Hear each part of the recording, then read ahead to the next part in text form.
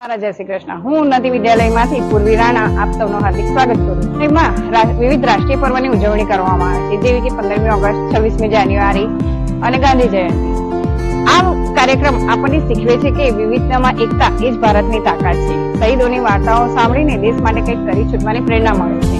ટૂંકમાં આપણે કહીએ તો 26મી જાન્યુઆરી, 15મી ઓગસ્ટ, ગાંધી જયંતિ જેવા તહેવારો સારા વિદ્યાર્થીઓમાંથી સારા નાગરિકો બનાવે છે, કારણ કે ડિગ્રી આપણને નોકરી અપાવશે, પણ આ સંસ્કાર તો આપણને એક જવાબદાર ભારતીય બનાવશે।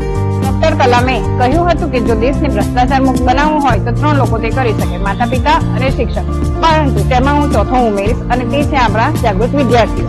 આ જાગૃતતા લાવવાનું કામ 23મી જાન્યુઆરી જેવા રાષ્ટ્રીય કાર્યક્રમ કરે છે।